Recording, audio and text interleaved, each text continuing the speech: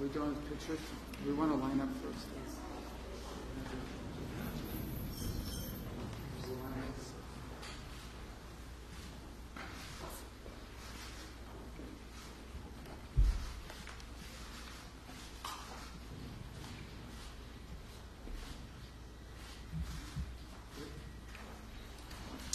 Welcome.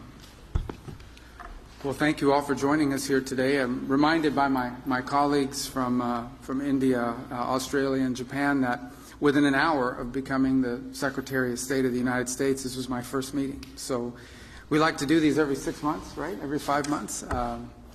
But we're honored to host them here today in this very important partnership that has developed over the years and that I think has really taken wing in the last few months, and we want to continue to build on. These are very important countries. These are very important strategic partners and allies of the United States, and together we have a lot of shared priorities, a lot of things we care about in the world. I think there are many global problems, but also problems that we face in our respective countries that can be solved by us cooperating together.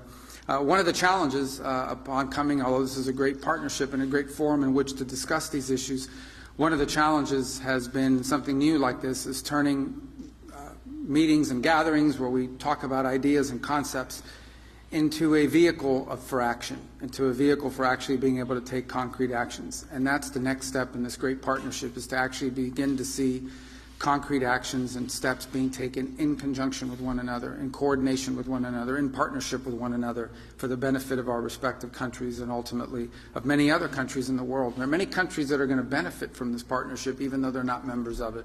And it's not simply a security matter. It's largely, in many cases, about economic development. In fact, later today we'll be hosting here in this building a number of companies. I think over 30 or 40 companies was the last count.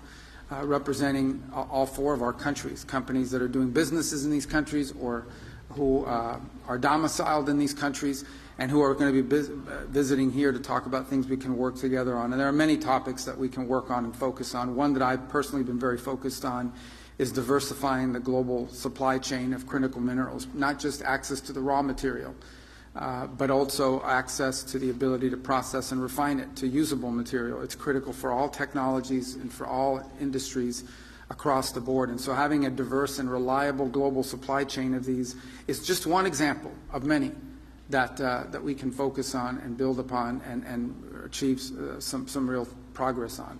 So that's the hope for this partnership. That's why it's so important to host it here today.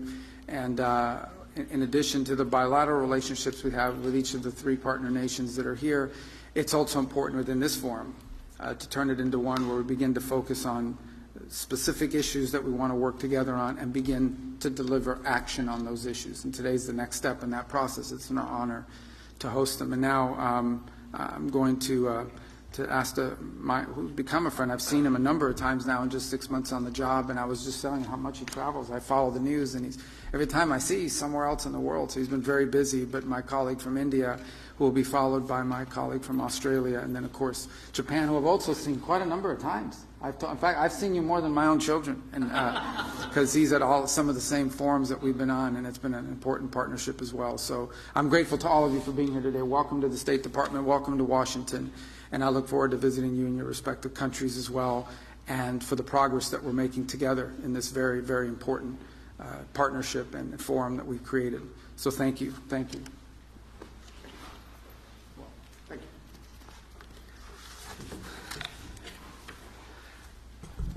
you. I'm very pleased to be back in D.C. for the second time this year for a Quad Foreign Ministers meeting.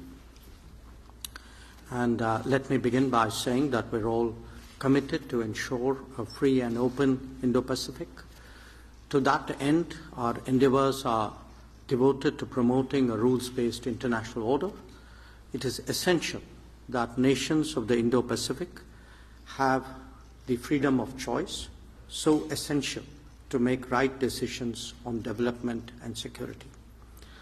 In the last few months, we have made significant progress in Quad initiatives. They include the maritime domain, logistics, education, and political coordination.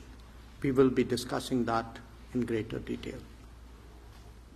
The working of the Quad has also been made more efficient through streamlining the working groups, a more cohesive nimble and focused Quad will certainly help deliver better.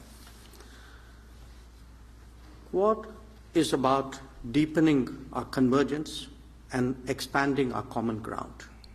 I value our consultations on different dimensions of the Indo-Pacific in that regard.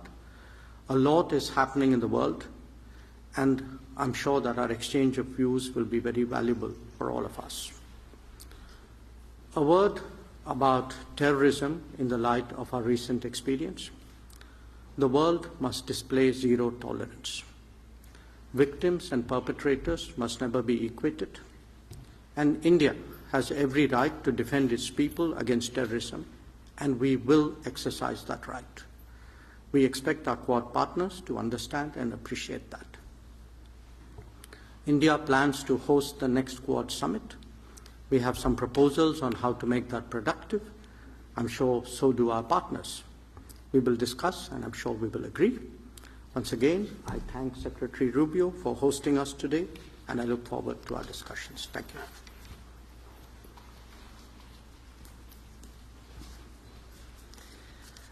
Thanks very much.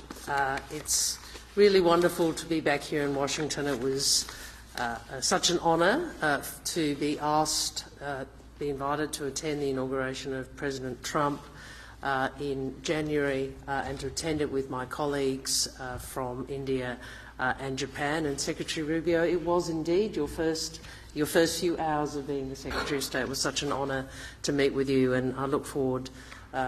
Thank you for the engagement over particularly this last little period with the Middle East, and then obviously we look forward to your visit to the ASEAN set of meetings in our region. We understand how important this partnership is. It is such an important partnership for the world, it's such an important partnership for our region, it's such an important partnership for the countries represented. The importance of our partnership is highlighted by the urgency of the strategic challenges that we all face. In his testimony to his confirmation hearings, the Secretary spoke about the future of the 21st century being made in this region, being shaped in this region, and Australia agrees. This is a very important Quad meeting, as always, and unfortunately we meet against the backdrop of conflict and of escalating competition. So it has never been more important for us to harness our collective strength for peace, for stability, for prosperity in the Indo-Pacific and for all our peoples. These four countries represent nearly a quarter of the world's population and over a third of global GDP. We are independent, sovereign nations. We bring our own perspectives, our own interests, and we also know this, that we are stronger when we work together. Whether it's when we respond to emergencies, as we did, when we together mobilise quickly to support communities affected by the deadly earthquakes in Myanmar, or cooperating on issues which are critical to the region's security and prosperity, such as technology, supply chains and maritime security. Practical cooperation, which is all designed to make all of us safer in a region which continues to change. I'm very grateful to be hosted again by the Secretary for this, our second Quad meeting in 6 months, and I look forward to the discussion today. Thank you.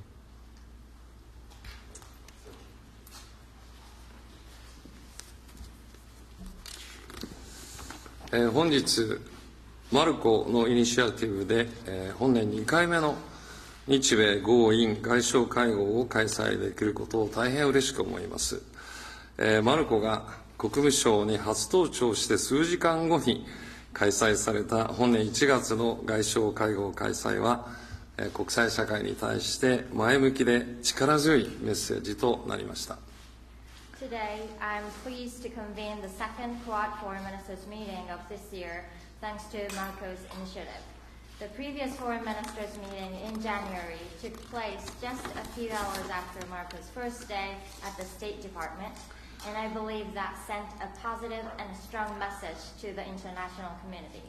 それから半年のタイミングで再度日米豪印の外相がワシントン DC に集うことができたのはクワッドの結束の強さと重要性を示すものであります。The fact that the four foreign ministers are once again gathering here in Washington, D.C. only 6 months later demonstrates the strength of the unity and the importance of the Quad. 現在、中東や欧州では様々な混乱が起きております。我々4カ国が位置するインド太平洋は世界人口の半数以上を要する世界経済の成長エンジンであり、インド太平洋地域の平和と安定は国際社会の繁栄にとって不可欠であります。インド太平洋地域の平和と安定のために、地域の大国である日米豪印4カ国が果たせる役割は大変大きなものがございます。Currently, there is turmoil in the Middle East and Europe. The Indo-Pacific region, where our four countries are located, is the growth engine of the global economy, accounting for more than half of the world's population. With this, the peace and stability of the Indo-Pacific region are essential for the prosperity of international community. The four countries, as major powers in the region, have an important role to play in ensuring peace and stability in the Indo-Pacific region.